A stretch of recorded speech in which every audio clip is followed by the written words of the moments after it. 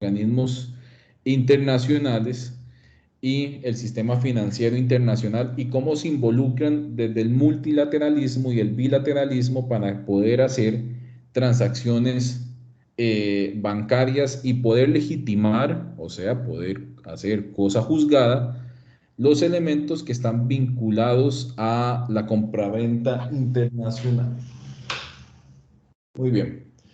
Entonces, bueno, elementos fácticos, elementos que son una realidad, es que todas las finanzas son internacionales, aunque nosotros digamos, bueno, ¿cómo? Voy a ir a comprar una pulpería y voy a ir a comprar confites, ¿qué tiene que ver eso, la pulpería del barrio, con una finanza internacional? Pues sí, el precio de un dulce se ve afectado por la devaluación apreciación de la moneda costarricense. Si son confites y son perullina, entonces son confites importados.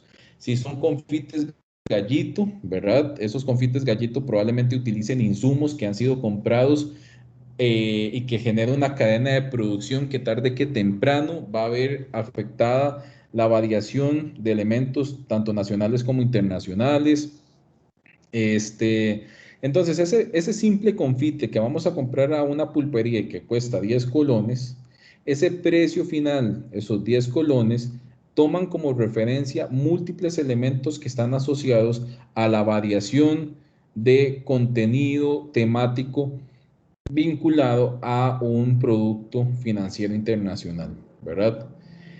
Esos elementos están dados por empleos, precios de bonos, precios de acciones, precios de insumos, precios de determinación final, los ingresos del gobierno, la depreciación, la apreciación monetaria, las inversiones directas, etcétera. Entonces, ese pequeño confite que vamos y compramos, que un niño o una niña van y compran, está sujeto al mercado internacional, ¿verdad?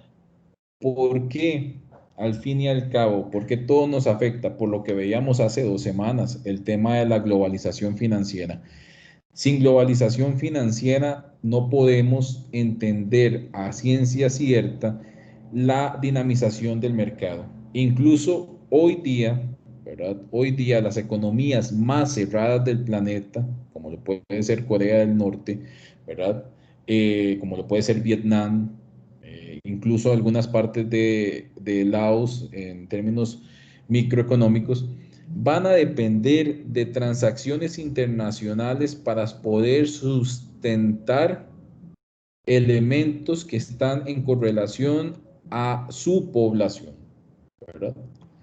Entonces, el sistema financiero internacional, aunque uno diga, bueno, ¿qué tiene que hacer la FAO ahí? ¿Qué hace la ONU? ¿Qué hace la UNESCO? ¿Qué hace la OMC? Que sí, forman parte de este sistema y este conjunto de instituciones público-privadas, las cuales vienen a proporcionar financiamiento, financiación a la economía internacional para el desarrollo de actividades que van a permutar el trabajo directo del desarrollo humano sostenible. Ahora, chicos, eso suena maravilloso, ¿verdad? Eso suena el famoso desarrollo humano sostenible que todos pretendemos alcanzar. Los objetivos del desarrollo sostenible, ¿verdad? Los objetivos temáticos por región. Eso suena fascinante.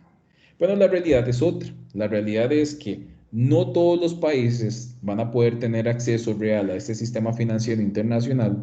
No todas las personas se encuentran en las mismas capacidades de este juego, ¿verdad? Y, muy importante, no todas las políticas públicas pueden desarrollar estos elementos. Y ahora ustedes podrán decirme, bueno, ¿qué tiene que ver esto con la negociación internacional y la compraventa? Chicos y chicas, tiene que verlo todo, ¿verdad?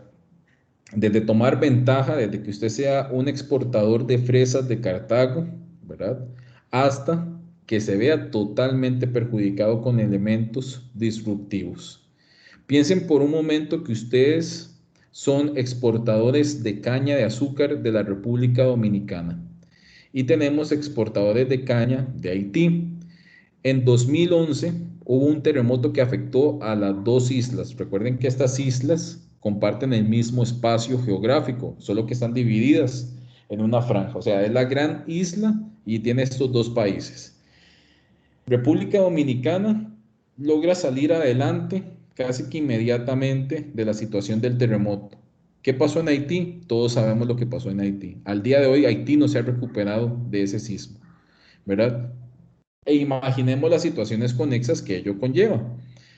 Se viene la pandemia, agrava más la situación en Haití, ¿verdad? Y en República Dominicana, el mercado, si bien se ve afectado, sigue dinamizándose. Eso se llama ejecución de políticas públicas, ¿verdad? Que fue lo que hizo que República Dominicana tuviera un mejor evento de diseminación comercial que Haití. Si los dos comparten el mismo espacio, los dos compartieron el mismo sismo, los dos tuvieron la misma frecuencia de onda del sismo, los dos tienen poblaciones similares en términos de cantidad. Pero ¿qué fue lo que hizo que uno sobrellevara la situación mejor que otro? Políticas públicas de acceso igualitario a educación, salud, que tiene República Dominicana, Haití no tiene esto, un desarrollo histórico comercial con Estados Unidos más importante que el otro. República Dominicana tiene múltiples puertos de acceso, ¿verdad? De embarque, mejor desarrollados que Haití, que incluso los haitianos tienen que recurrir a ellos, ¿verdad? Elementos de fiscalización comercial, elementos de promoción de políticas públicas de acceso, apertura a que organismos internacionales vengan y los generen auditorías, ¿verdad? Una población más educada, una población más tecnificada, una población con mejor nivel de vida. Entonces, al fin y al cabo, eso afecta a las negociaciones comerciales. Claro que lo afecta. Y la infraestructura, el desarrollo de puertos, el desarrollo de carreteras, el desarrollo de aeropuertos en República Dominicana está muy por encima de Haití. Ari, ¿ibas a decir algo? Sí, profe, pero no sé si puedo opinar, si es el momento, sí, no hay Como problema. guste, claro. Sí, gracias, profe. Es que recuerdo una vez haber leído, profe, que por ejemplo, bueno, ahora que usted dice de todo este sistema financiero, incluso entra y todo lo que lo que vimos en el webinar, de Banco Mundial, incluso el fondo que había leído sobre el que fue el antecesor de la OMC, que me acuerdo de las siglas en inglés, GATT, que es Acuerdo de Aranceles. ¿Verdad? Ajá, ¿verdad? Recursos de Entonces de ahí aranceles. viene, ajá, de ahí viene, digamos, toda, ahora que ya usted viene y explica todo esto, ya me hace un poco más de relación, porque por ejemplo, todas estas, la mayoría de, por ejemplo, la OMC, creo que su ideal fue a los países, perdón, el Banco Mundial, a los países que estaban después de de la Segunda Guerra Mundial, ¿verdad? De ahí viene toda y cómo esto ha, vamos a ver, aunque ya no estemos en guerra, cómo esto ha se ha actualizado, por decirlo de una palabra, o se ha desarrollado hasta ahora que es parte de la parte, digamos, mucho de comercio. Exacto, exacto.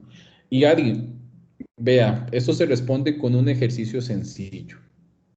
Si yo le digo en este momento a todos ustedes que salgan a hacer una maratón, ¿qué va a pasar?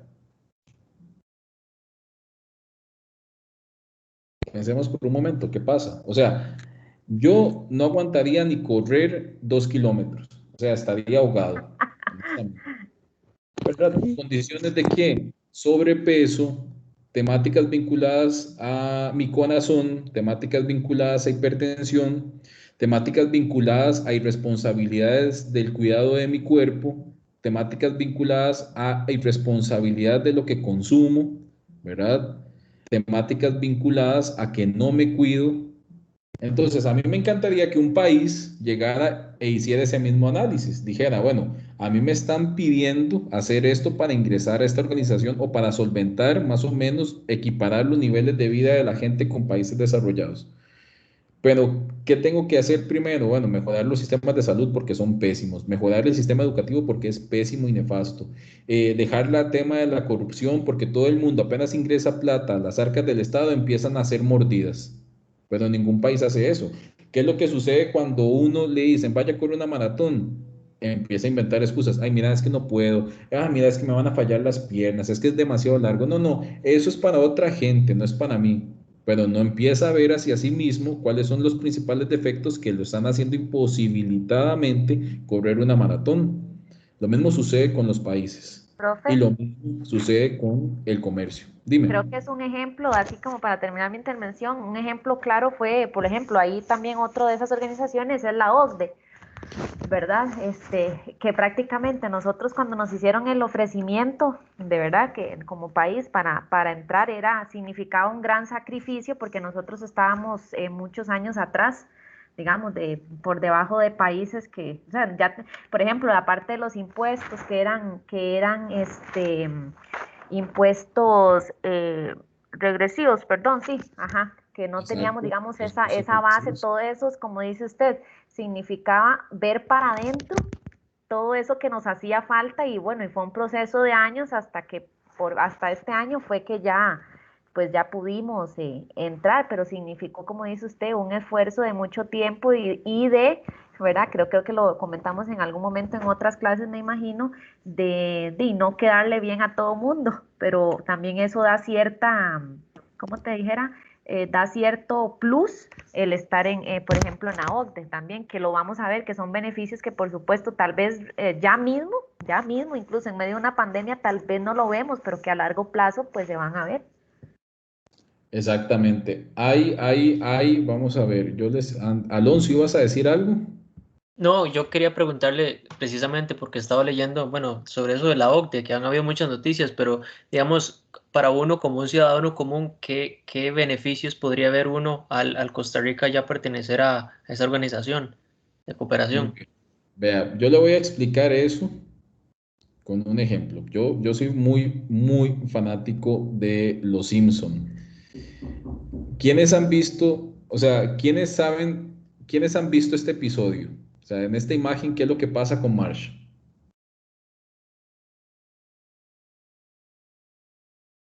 ¿Alguien que pueda explicar qué es lo que sucede con Marsh en este episodio? Compra un vestido que es muy caro y después cuando la gente lo ve con el mismo vestido empieza a modificarlo para hacer diferentes prendas, algo así, más o menos. Exactamente, exactamente. Vamos a ver esta otra imagen, que es lo que literalmente le está pasando a Costa Rica con el ingreso a la OCDE. Entonces, esta otra imagen que es bastante peculiar es, vamos a ver si lo puedo hacer más grande. Bueno, es que no me está dejando, pero lo voy a compartir así. Costa Rica ingresa a la OCDE. Ahí están observando la pantalla. Y imagínense que estos son los otros países que están en la OCDE: Estados Unidos, Corea del Sur, Francia, etc. Y vemos a Costa Rica.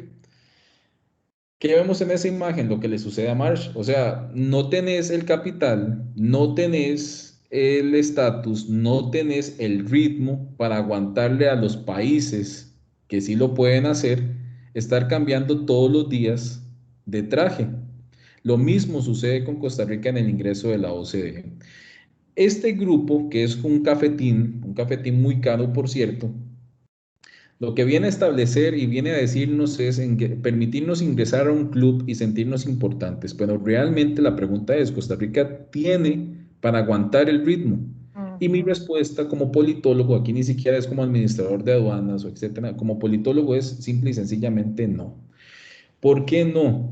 Porque no es que estemos pagando una cuota, no, es porque realmente nuestro país no ve a la inversa que las necesidades que tenemos que solventar son necesidades fácticas. ¿Qué quiere decir esto? Son necesidades que ocupamos resolver en 5 años, Ujú. pero no lo vamos a hacer. ¿Por qué no se hace? Primero, tenemos una altísima, altísima burocratización.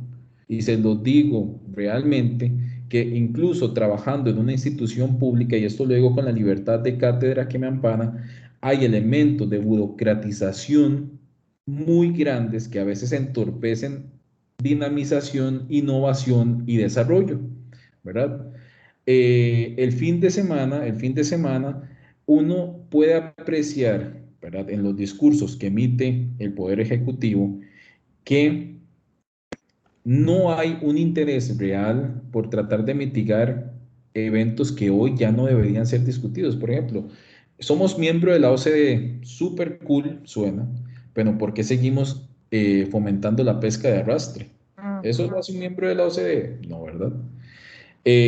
¿Por qué seguimos apostándole a la inversión extranjera directa, cuando deberíamos tener una cuotificación como hace Alemania de su 18% del PIB para que desarrollemos innovación, tecnología y emprendimiento en nuestra población costarricense? Porque la población costarricense tiene un 24% de desempleo, cuando en la OCDE el promedio está en 18%, 17%. ¿Verdad? Y es un desempleo, ojo, que es totalmente tendencioso y dependiente de la inversión extranjera directa. En países como Alemania, el desempleo está vinculado a la falta de innovación y apoyo a pequeños emprendimientos, ¿verdad? Entonces, nótese ahí que realmente el ingreso a un organismo como la OCDE no es más que una situación De de imagen, profe, me parece. exactamente lo que le sucede a Marsh, ¿verdad? Y va a llegar un punto en donde Costa Rica, si no pone las barbas en remojo, no va a poder aguantar el ritmo de estar todos los días cambiándose un traje que por apariencia tiene que ser Chanel, ¿verdad? Como le pasó a Marsh, no va a poder usar algo de Forever 21, ¿verdad? Aunque, o sea, estamos hablando que son las grandes ligas.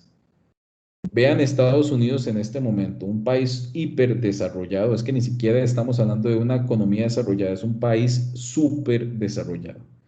Pero también vean lo que pasa con su este, poder judicial, la Corte Suprema. Por primera vez en casi 80 años, tiene mayoría extrema conservadora. Eso no se veía desde 1930, ¿verdad? Y ojo, otra vez, las libertades que ya ha consolidado Estados Unidos se pueden devolver. Si a esta nueva corte decide, por ejemplo, acabar con el matrimonio igualitario en Estados Unidos, lo puede hacer.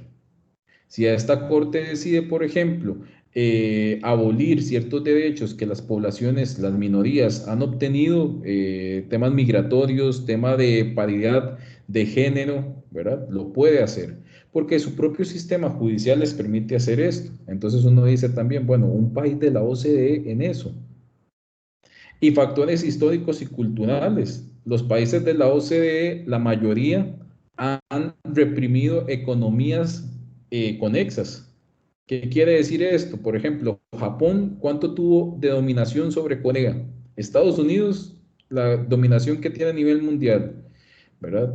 La Unión Europea con sus temas de aranceles, vean cómo tienen al resto del planeta. Ni qué decir de la guerra arancelaria que hay entre Estados Unidos, miembro de la OCDE, y lo que sucede con China. Entonces, eso es una cuestión que es meramente estatus. Realmente Costa Rica, país centroamericano, y no estoy deslegitimando a la región como tal, pero sí hay que ser muy críticos de nuestra región. Costa Rica no ha buscado alianza con Centroamérica, no le interesa aliarse con Centroamérica, no quiere, por ejemplo, formar el famoso corredor seco de tránsito, no le interesa, no le interesa tampoco que las mercancías que vienen de Panamá con un marchamo verde y marchamo rojo puedan pasar sin tener que estar revisadas en frontera. En la Unión Europea, por ejemplo, ese acuerdo multilateral, lo que sale de España y llega a Francia, solo se revisó una vez. Para eso hay escáneres, para eso hay el famoso marchamo, la etiqueta. Pero Costa Rica no confía en eso. ¿Y por qué no confía en eso? Porque nuestra propia región genera desconfianza. Colombia, próximo a meterse también en la OCDE, no genera mecanismos de control transfronterizo y de transporte terrestre efectivo. Entonces, ¿qué es lo que dice Costa Rica? Y si ustedes no lo generan, imagínense la cantidad de droga que me va a pasar. Ese es el discurso. Pero realmente la propia droga estaba pasando en nuestros puertos, y creo que fue en este curso que lo hablamos, y gracias a APM, que ha empezado a implementar escáneres privados, o sea, que son de ellos, nos damos cuenta la fiesta que hay de trasiego de droga hacia Europa y Estados Unidos, y en piña y en banano. ¿Y por qué eso no pasaba antes? Otra vez, temas de burocratización de procesos, porque Habdeba nunca quiso que se instalaran 3 escáneres para verificar el contenido de los contenedores. ¿Cómo es posible que eso pase en un país como el nuestro? ¿Cómo es posible que pase eso? Bueno, temáticas vinculadas a corrupción, temáticas vinculadas a crimen organizado, temáticas vinculadas a respeto excesivo de normativa burocrática que ya está obsoleta. ¿Cómo es posible que en un país de la OCDE, Costa Rica, si una persona de Recope dice, ay no, hoy está lloviendo demasiado, voy a hacer valer lo que dice la convención colectiva, hoy no voy a ir a trabajar, porque eso puede implicar un riesgo para mí? Y no vaya a trabajar solo porque está lloviendo, porque la convención colectiva permite eso. Entonces, son las cosas que yo digo, bueno, de qué nos sirve realmente. Y todo eso lo han sacado a la luz los exámenes que nos han hecho en la OCDE. Lo que hizo que Costa Rica ingresara a la OCDE es, primero, los niveles de vida de la población, que estamos hablando que relativamente tenemos una población de aguante, o sea, aguanta. Eso responde a nuestro sistema de salud y sistema educativo, muy bien trabajados, no desarrollados, ojo, muy bien trabajados. Que la población es técnicamente educada, ¿verdad? Que es una población técnicamente conocedora del contexto sociocultural en el que nos desarrollamos. Y realmente aquí es donde ya no quedan explicaciones, ¿verdad? Pero ese fenómeno del pura vida que se sigue arrastrando en todos los escenarios, ¿verdad? Eh, Hace unos días, y esto como anécdota, hablaba con una amiga de Chile y me decía, es que ustedes tienen el pura vida tan metido en su cerebro que vea que de verdad lo que están viviendo ustedes en Costa Rica, aquí en Chile, ya hubiésemos destituido al presidente, ya hubiésemos hecho un golpe de Estado, toda la situación. Y ustedes en Costa Rica tienen casi 2 semanas de que el presidente con costo ya a la cara y más bien se quejan de la gente que está en las calles tratando de ver cómo hace para que el presidente dé la cara. Y yo me decía, bueno, yo no soy de un discurso tan radical, pero me ponía a pensar. En efecto, es bastante interesante ese postulado porque con la pesca de arrastre, ¿el presidente se ha pronunciado? No, ¿verdad? ¿Se ha pronunciado en las mesas de diálogo? No. Se publicó desde presidencia, desde el Poder Ejecutivo, la lista de organizaciones y se actualiza diariamente para que todos tengamos acceso a eso y de los puntos que se hablan en la agenda. No, pero más, somos pura vida. Voy a ir a tomarme unas birras el viernes con mis compas. El sábado es Halloween, probablemente hagamos alguna fiesta en algún espacio privado. Probablemente el tema sea usen mascarilla, entonces voy a buscar a ver qué máscara hago o qué hago. Y ven, esa es la lógica del discurso que hay, ¿verdad? Entonces, vuelvo y repito, lejos de enfrentar una realidad de hacia dónde vamos, pónganse a pensar ustedes, chicos y chicas, qué es lo que estamos haciendo con este país. Dios bendito, que somos solo 51.100 kilómetros cuadrados terrestres. Yo no quisiera imaginarme Costa Rica del tamaño de Estados Unidos o de Rusia, ¿no? Ya hay que empezar a valorar un poco eso y realmente eso es algo interesante de ver que no da para este curso, es que lastimosamente a veces el tico, como se dice ese famoso dicho, que el tico vive de apariencias, yo creo que el país también vive de apariencias. Y no, es un contexto muy complicado para estar involucrándose con compromisos tan extraños como los que refleja la OCDE. Y acuérdense de mí, esto es como lo que pasó en su momento con el ALBA y con el ALCA, ¿verdad? La Alianza Bolivariana de las Américas, que fue la respuesta de la Alianza Alianza Comercial de las Américas, liderada por Estados Unidos, y el ALBA, liderado por Venezuela. Esos bloques de quebranto lo que hacen es desgastar las políticas públicas como tal y empezarnos a vender que uno es bueno y que el otro es malo. Y empezamos con guerras frías otra vez. La gente piensa que la guerra fría se acabó eh, cuando Gorbachev dijo ya no más. No, no, las guerras frías se siguen dando. Solo que ya no es socialistas contra capitalistas, ¿verdad? Son ideas A contra ideas B. Pero bueno, vamos a continuar con esto explicando un poco, ¿verdad? Los elementos para ver si hoy terminamos tipo 8:15, para no saturar de materia. Entonces, bueno, ¿qué es lo que pasa con estos organismos internacionales? Lo que sucede con los organismos internacionales es que vienen a tratar de poner restricciones o generar mecanismos de control internacional para que las negociaciones internacionales tengan un freno, ¿verdad? Y ese freno puede estar dado por tres grandes organismos: los que se encuentran concentrados en la Organización de Naciones Unidas, los que se encuentran en la UNESCO, que estos son más de carácter cultural, la ONU es más de carácter internacionalista, o los que se encuentran liderados por la FAO, que es de preservación de seguridad alimentaria mundial. Entonces, ustedes podrán decir otra vez, ¿qué tiene que ver esto? Bueno, chicos, hoy día todos nuestros agricultores tienen que negociar los acuerdos de compraventa internacional bajo mecanismos de control internacional que la FAO establece. Un banco en este país, en buena teoría, no debería prestarle a un exportador de papaya si esa persona no garantiza que está velando por elementos de seguridad alimentaria, porque recuérdese que el exportador tiene que pensar primero como productor si está supliendo el mercado nacional para luego suplir el mercado internacional. ¿Qué pasa si hay una baja en la producción de papaya costarricense? Los bancos le van a decir, no, compa, antes de que usted empiece a vender internacional, necesitamos suplir nuestro mercado. Yo le puedo prestar, pero para que usted desarrolle negocios aquí en Costa Rica, no para que usted me empiece a vender esa papaya a Estados Unidos.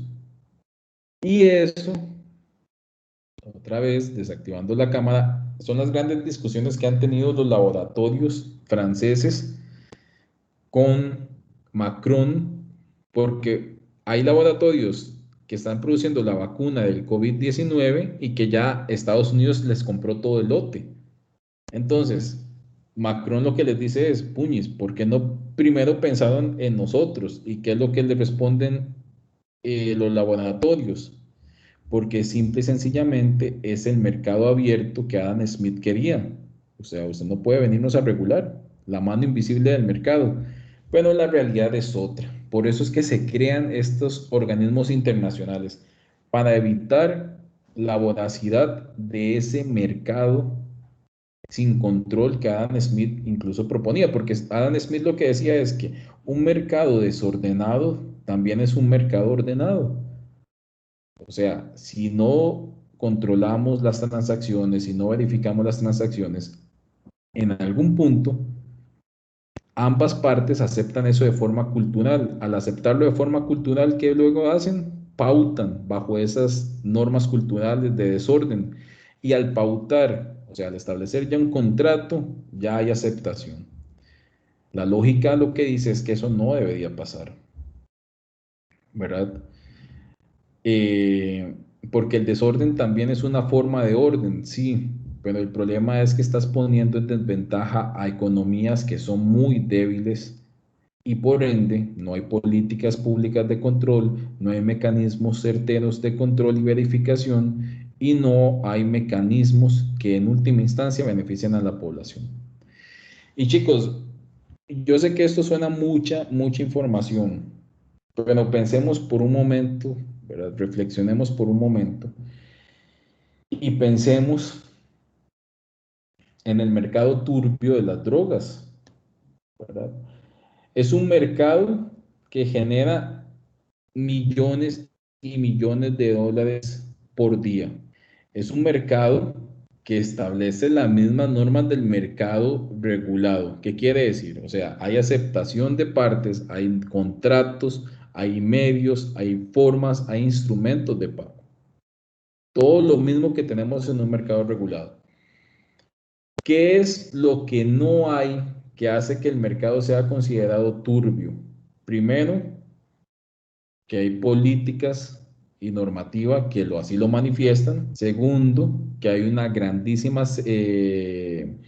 negativa por parte de grupos de la sociedad civil, ¿verdad? Y tercero, que son mercados que se han vuelto tan grandes que ya no se pueden regular, pero ustedes no creen que los bancos también están inmersos ahí. Y volvemos al mismo ejemplo. La droga afecta, el mercado de las drogas afecta todo lo que nosotros consumimos, los precios, la variación de precios, la balanza de pagos, todo lo afecta, ¿verdad? Ahora bien, y esto me lo hacían el año pasado, esta pregunta que fue súper interesante. ¿Por qué sí se habló en un momento de mercado de esclavos? Aunque el tema sea repulsivo. ¿Por qué? Porque habían políticas que lo amparaban, habían políticas y jurisprudencia que amparaba el mercado de esclavos y luego había trazabilidad. Lastimosamente a las personas las marcaban para dar una trazabilidad, lo que no pasa con el tema de las drogas. La droga se perdió, no tiene un código de barras, no tiene un código de lote, no tiene un lote de producción, no tiene un lote de establecimiento, ¿verdad? Entonces, dice Oppenheimer que el día que las drogas empiecen a tener una trazabilidad más de dato que de aceptación pública, ese día las drogas empiezan a aceptar. Vean el caso de Uruguay. Uruguay permite la producción de marihuana, bueno, cannabis, en las casas. Pero todo productor tiene que establecer un número de lote y un número de secuencia. ¿Por qué es? Porque la trazabilidad es lo que genera una mayor regulación del mercado. Todo lo que ustedes compran hoy, o sea, vean a su alrededor, todo tiene un código de barras, todo tiene una segmentación. Si no lo tienen, empiezan a preguntarse, bueno, ¿qué es lo que sucede, verdad? ¿Qué código le da trazabilidad? Por ejemplo, este cargador no tiene código de barras, pero me indica la marca y me voy a la caja donde venía el cargador, ¿verdad? Entonces, esa trazabilidad es lo que genera el compromiso de aceptación. Si yo el día de mañana conecto esto y esto me explota y me hace perder un dedo o un ojo, esa trazabilidad es lo que me permite a mí que hacer que esto se convierta en cosa juzgada y yo demando a esta empresa. Pero ¿qué pasa, Nodita, si ustedes van a comprar metanfinas o van a comprar marihuana ahí a la California y digamos que les dé una sobredosis y digamos que les dé de por vida ataques epilépticos porque no aguantaron esa sobredosis? Van a ir a demandar a alguien, van a ir a demandar a la persona que les vendió eso. Se puede hacer, sí se puede hacer, pero va a costar mucho dar la trazabilidad. Y probablemente esa persona a la cual ustedes le hayan comprado también se declare adicto o adicta. Entonces la legislación nacional protege a las personas adictas, ¿verdad? Entonces es sobre esa línea de trabajo que ustedes tienen que empezar a verificar qué es lo que hace que un contrato de compraventa internacional esté amparado a nivel internacional. Y es eso, la punta del techo es la trazabilidad que se tiene. Recuerden lo que vimos al inicio del curso.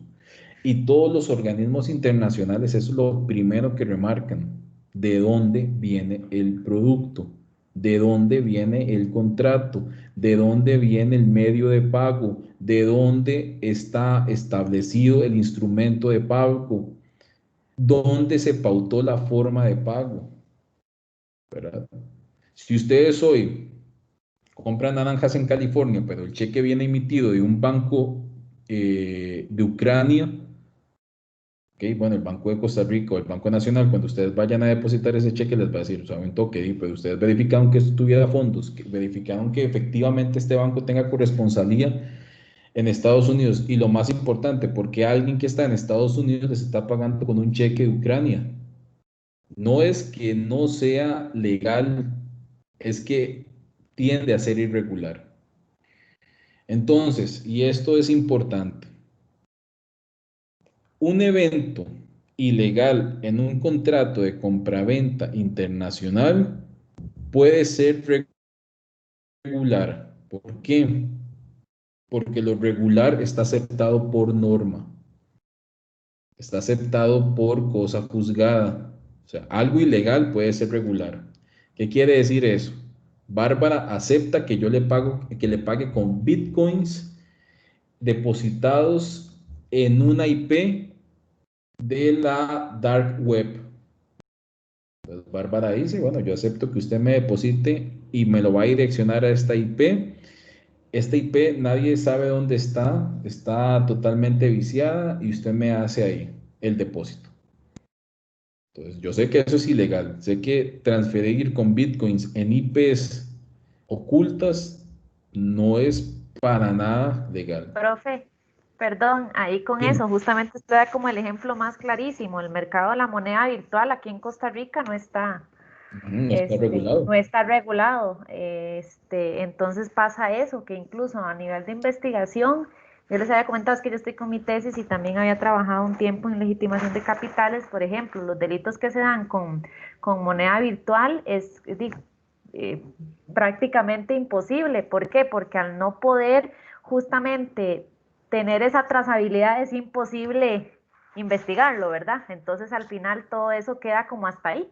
No hay como otra cosa que hacer. Entonces, al final, como quien diría, no se salen con la suya y, por ejemplo, ahora ahí se lava un montón de dinero por medio de esa tipología, por ejemplo. Exactamente, ¿verdad? Ahora, puede haber transacciones ilegales también e irregulares. Un claro ejemplo es Uber. Uber legalmente no está normado en el país, ilegal. Segundo, como no está normado en el país, la actividad que estamos haciendo puede ser considerada una actividad de porteo, situación que está totalmente irregular, totalmente ilegal en el país por las condiciones en que se está dando, ¿verdad? Tercero, no hay ningún contrato que ampare que si usted tiene un accidente, Uber se vaya a ser responsable. Pero aún así, los bancos aceptan la transacción haciéndole, quitándole la plata de su cuenta, haciendo una transferencia y mandándola a un banco en Nueva Zelanda o en Irlanda, que corresponde a las cuentas de Uber. ¿Verdad? Esa transacción, ojo, es ilegal como tal, irregular también, pero es totalmente aceptada por la población que contrata un servicio que sabe que si tiene un choque no le van a hacer nada, la empresa ni se va a lavar las manos, etcétera. Vean lo que pasó en Barcelona con la muerte de un transportista que trabajaba para Uber. O vean lo que pasó aquí en Costa Rica también con la muerte de un transportista y el caso sigue ahí, la empresa se lavó las manos. Taco Bell dijo, y él vino a recoger porque yo contraté que Uber Eats me diera el servicio de publicitar mi marca, vender productos a través de la plataforma, pero ¿qué es lo que dice Uber Eats?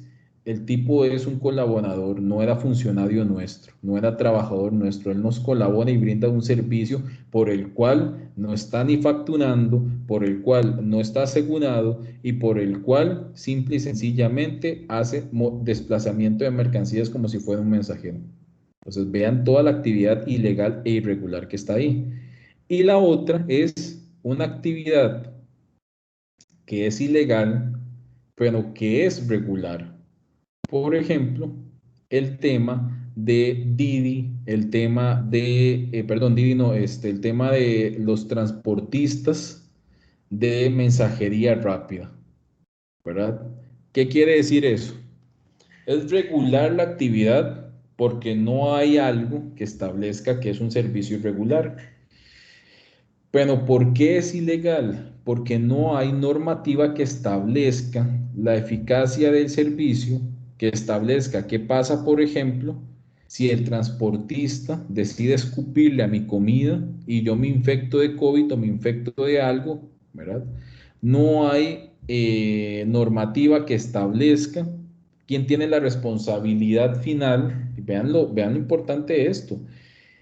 supongamos que Bárbara y Jonathan se van a enviar cosas utilizando Globo. Bárbara envía una computadora y Jonathan espera la compu. Pero en ese trayecto contratan el servicio, y digo contratan porque ustedes están aceptando el pago, están aceptando que una persona X llegue a recoger eso y vaya y se lo entregue a Jonathan. Pero digamos que ese mensajero motorizado tuvo un accidente y se murió. Bárbara dice, ay no, qué pereza, bueno, a mí no me importa que se haya muerto este tipo, pero bueno, ¿quién se va a hacer responsable por la compu que yo le envié a Jonathan?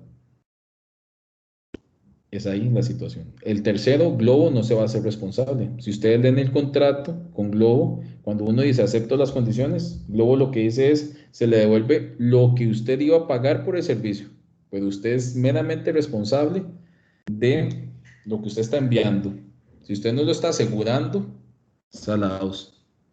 Pues ven la situación real y lo más lamentable de estas situaciones es que ni siquiera también se piensa en la condición de humano que tiene el transportista que hace el desplazamiento de la mercancía. Porque al fin y al cabo, lo que hacen este tipo de servicios irregulares pero ilegales es que nos preocupemos por lo que se está enviando, no nos preocupemos por quien brinda el servicio. Por eso es que los organismos internacionales ingresan para tratar de ver cómo hacen para que la gente se vuelva más humana y deje de estar pensando tanto en esto. Porque la humanización de un contrato de compraventa internacional a las partes no le importa. O sea, a un exportador no le va a importar que quien esté comprando la mercancía, sus hijos y su familia esté bien. No, lo que le importa es vender el producto para que eso salga y ya. Pero los organismos internacionales lo que nos dicen es suave un toque, estamos negociando entre humanos. Al fin y al cabo es eso, es no perder la condición de humanidad en los eventos que estamos negociando, ¿verdad? Entonces, en esa misma línea argumentativa, es que estos organismos han empezado a ver que la liberalización del comercio y el crecimiento económico han generado algo que se llama el encogimiento del espacio económico.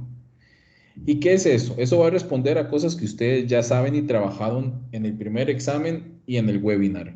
Un patrón oro clásico que estaba totalmente regido el planeta nada más por la venta de onzas de oro, tasas flexibles y controles muy flexibilizados, ¿verdad? Que en ciertos periodos se han dado mucho y que luego originaron grandes crisis, ¿verdad? Y el tema de Bretton Woods y el Fondo Monetario Internacional, que fue que cuando Estados Unidos ya no pudo generar más venta de oro, porque ya el oro empezaban a acapararlo otras economías, entonces, ¿qué fue lo que empezó a poner? Bueno, impuso su moneda a nivel mundial y dijo, los dólares son la moneda que se va a encargar de hacer el mercado internacional y dinamizarlo. Entonces, ya para cerrar la clase de hoy, ¿verdad? Para continuar con la próxima semana, porque esto lo íbamos a trabajar con la pizarra, por eso es que el fondo está blanco, es, ¿por qué? Hay dos elementos importantísimos que conforman el sistema financiero internacional y son las instituciones multilaterales y las instituciones bilaterales. Dentro de las instituciones multilaterales tenemos aquellas que son meramente internacionales y luego están las regionales. Las internacionales son los grupos del Banco Mundial, ¿verdad? El Banco de Pago Internacional y el Fondo Monetario Internacional. Estas internacionales van a responder ¿a qué? A elementos que son constitutivos y aceptados en cualquier parte del planeta por una junta de miembros. Eso es lo importante. O sea, para estar dentro de un organismo multilateral internacional, el país que desee someterse a este régimen tiene que aceptar que va a compartir normativa, que va a compartir legislación, que va a ser auditado, que va a ser fiscalizado y que va a tener que someterse a acuerdos internacionales que van a estar por encima de su constitución. Pirámide de Kelsen, ¿verdad? Por encima de la Constitución están los acuerdos internacionales. Luego están los organismos multilaterales regionales. Y estos van a responder a una estructura de región. Por ejemplo, el Banco Centroamericano de Desarrollo. Ahora, si China quiere pertenecer al Banco Centroamericano de Desarrollo, lo puede hacer, pero sus miembros deben de aceptarlo, ¿verdad? Por ejemplo, la OCDE es multilateral internacional, porque ya acuña países de múltiples regiones, pero la OTAN es meramente un organismo regional europeo. Y luego están los organismos bilaterales, que simple y sencillamente son con aquellos que se pueden generar negociaciones tú a tú o par par. Yo les puse aquí ejemplos bancarios, por ejemplo, el Exim Bank de Estados Unidos, el Exim Bank de Japón, el Exim Bank de Canadá, la Agencia Internacional de Desarrollo, a un acuerdo bilateral que se celebre entre Costa Rica y Nicaragua, ¿verdad? Los bilaterales solo van a incluir, perdón, dos partes consensuadas que establecen una negociación guiada y una estrategia guiada, ¿verdad? Lo importante de esta diferenciación es que ustedes sepan que todo organismo multilateral, aparte de estar conformado por por tres o más entes, va a regirse por la normativa que ese mismo organismo imponga, ¿verdad? Un organismo bilateral es un acuerdo nada más entre dos partes. Y, ojo, también esas partes van a negociar sus mecanismos de control internacional. Aquí es donde empiezan las trampas. En los acuerdos bilaterales, los mecanismos de control internacional los negocian las partes. En los acuerdos multilaterales, los mecanismos de control internacional no los pueden negociar las partes. Ya están dados por el organismo que los abraza. Por ende, los bancos en un acuerdo multilateral no pueden meter mucha mano, porque ya hay normativa para eso. En un acuerdo bilateral pueden jugar un poco más, ¿verdad? Entonces, bueno, a grandes rasgos vamos a dejar la clase hasta acá para no saturarlos de información. Y porque quiero hacer el ejercicio más dinámico con lo que se va a venir. Recuerden recapitular los elementos ya de la unidad 2 del libro, que ya empezamos de la página 87 a la 123. Muy importante, eso es para la tarea que hay que presentar de aquí al 24 de noviembre. La otra semana vamos a ver la liquidez y las transferencias electrónicas. Entonces se van a leer para la próxima semana de la página 125 a la página 155. De la página 125 a la página 155. Y la otra semana vamos a hacer un juego con los grupos de trabajo. Vamos a empezar a hacer negociaciones de compraventa internacional con cheques, letras de cambio y liquidez internacional. Y el grupo que gane, ¿verdad?, va a obtener puntos extra. Alonso, ¿ibas a decir algo? Profe, yo le quería preguntar para lo de esta tarea del juego, ¿hay problema porque no sé qué otras plataformas utilizarán los compañeros? O sea, que ambos grupos utilicen una misma plataforma para hacer el juego o algo así. Como usted habla de lo de la creatividad, entonces digo yo que tal vez pueda afectar. Yo esperaría que no repitan, o sea, hay un montón de plataformas y plataformas de súper fácil acceso. Bueno, es que no las quiero decir porque lo que quiero es que ustedes exploren. Yo les pude haber puesto una plataforma en general y que todos desarrollaran el juego ahí, pero me van a hacer exactamente lo mismo, porque si hacen un juego de memoria, por ejemplo, todos van a hacer lo mismo. Traten de evitar usar Kahoot.